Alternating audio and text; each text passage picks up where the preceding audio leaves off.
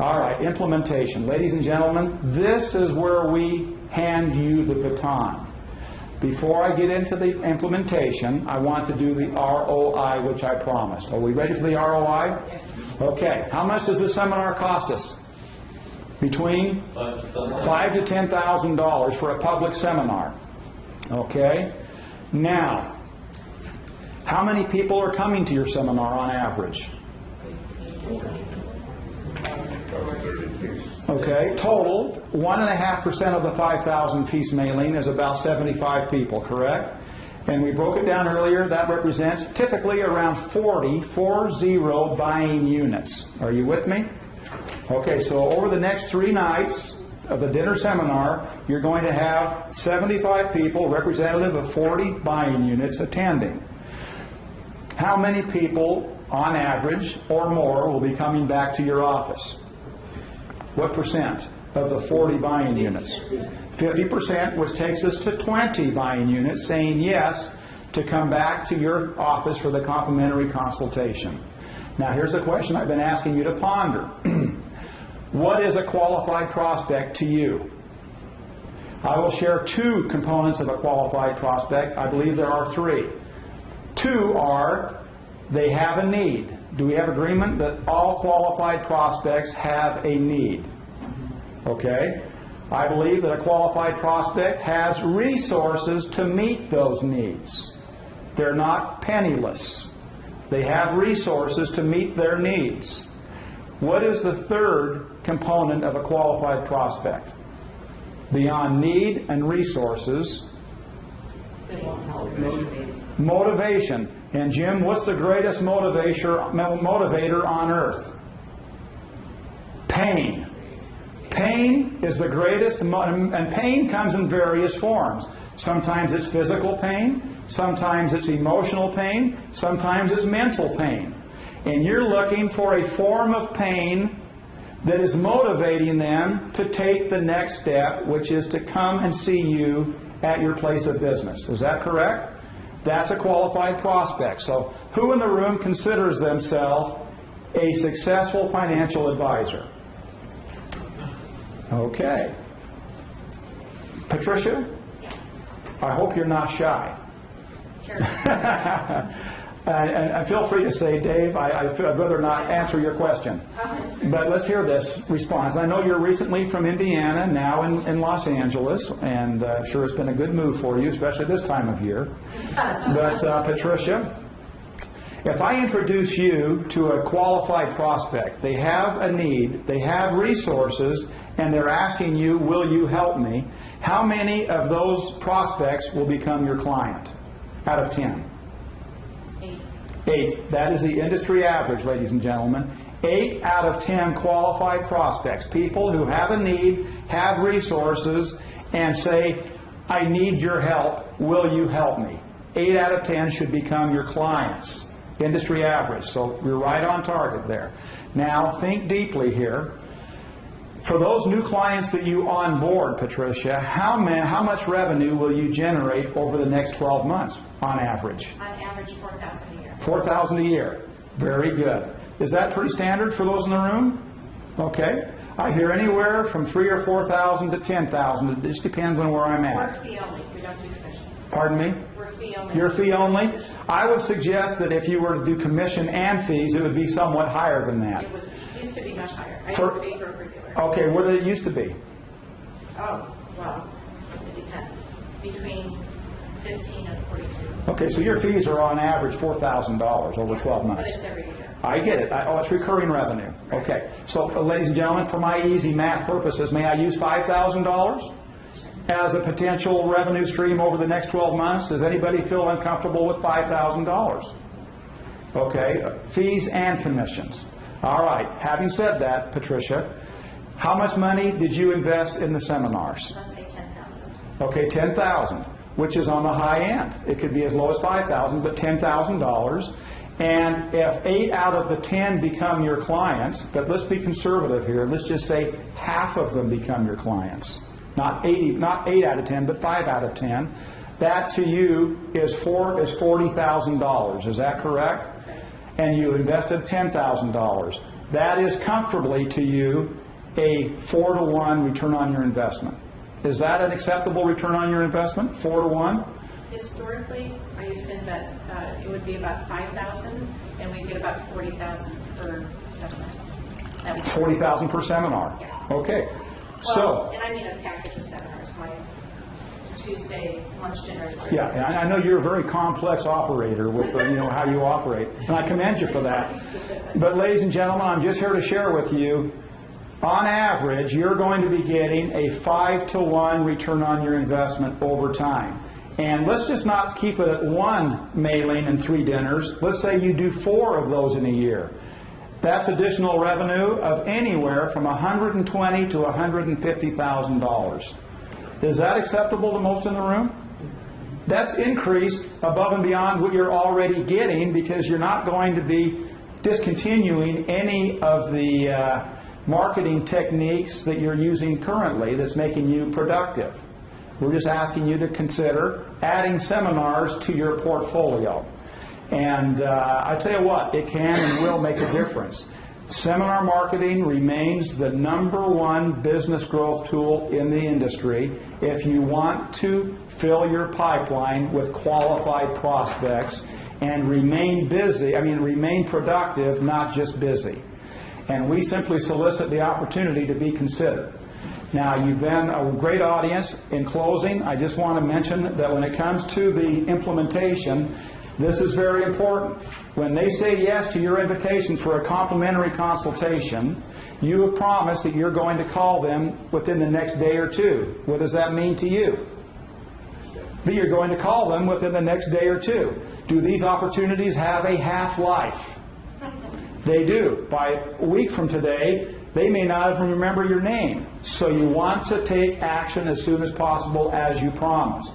And then when they say, yes, I want to make an appointment for a week down the road, you send out on your letterhead a confirmation letter encouraging them to come and commending them for making the wise decision to take next steps.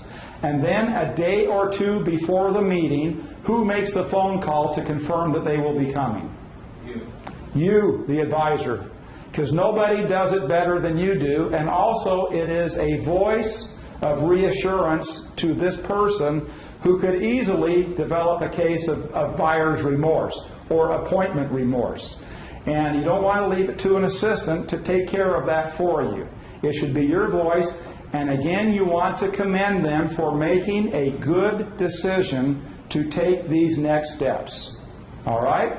But if your assistant can make the initial phone call to make the appointment. Yes, they can make the appointment, but you make the call to confirm a day or 2 before the actual meeting. Ladies and gentlemen, we just suggest that you have professional offices, not necessarily elegant offices, and that you abide by the rule of good taste and good smell. I mean, your office should look clean, it should smell clean, it should be clean, it should be void of any possibility of betraying a confidence. And here's what I mean by that. You're all busy advisors. You have lots of client folders back at your office, correct? Is it okay to have client folders on your desktop, line of sight with your guests, your new prospects, that only have the name of your client showing? Is that okay? That is not okay. You should do, I recommend, and I did this, I had an appointment drawer that whenever I had an appointment, I would carefully pick up all of the items on top of my desk, client folders and otherwise, that would share any confidential information, and put them in the drawer and close the drawer. That way, none of my clients' names or information were ever line of sight to my new prospects or my clients as they came in. That is important, and that's very professional. Otherwise, you might suffer some ill consequences. Ladies and gentlemen, I want to conclude with this. Anybody in the room serve in the military? Any of the military branches? My father did. I did not either. I live in San Diego. To the south of me is the wonderful Navy, presence there in San Diego. To the north of me is Camp Pendleton. Lots of brave men and women on both sides of where I live, serving our country, preserving our tremendous freedoms and liberties that we never take for granted. I just love to see these young kids, serving our country as they do.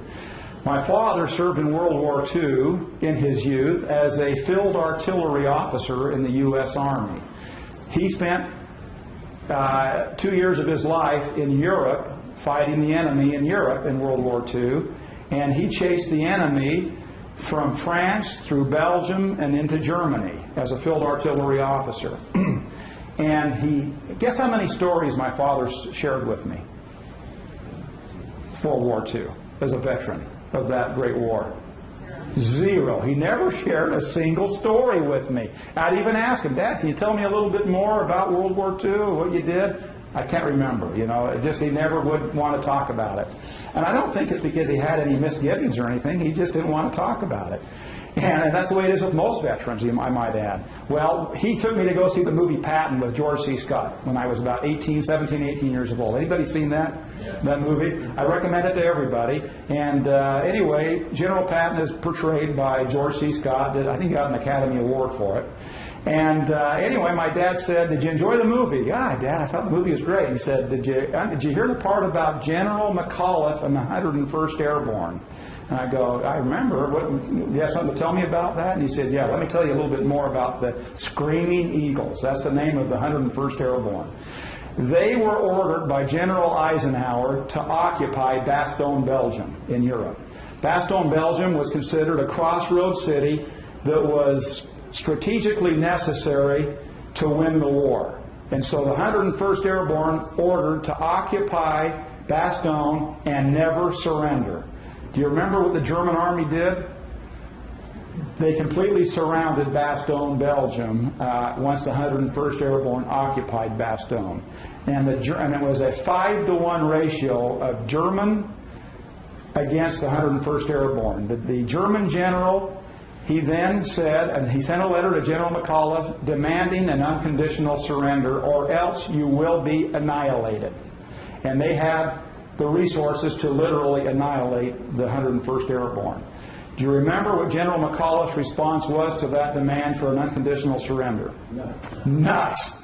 The major, who was his adjutant, was the messenger. He delivered it to the German general. The German general read the response, which was nuts, which was confusing to him.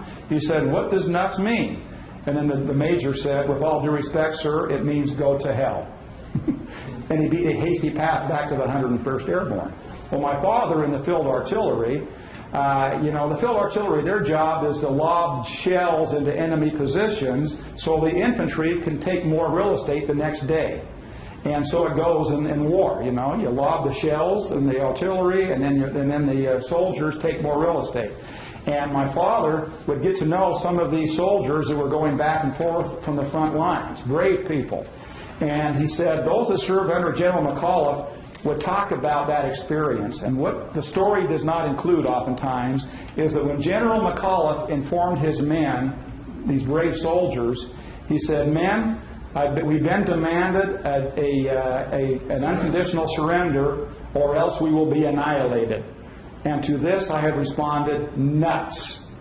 And the men of the 101st Airborne, when they heard that answer, stood and cheered their commanding officer, even though it was for all intents and purposes a death sentence. Well, it has a good ending, because Patton and the Third Army soon arrive and take care of business, and it has a happy ending for the Allies. Well, my father says what General McAuliffe did is he said, what the German general does not understand is that we have the most strategic advantage in the history of war.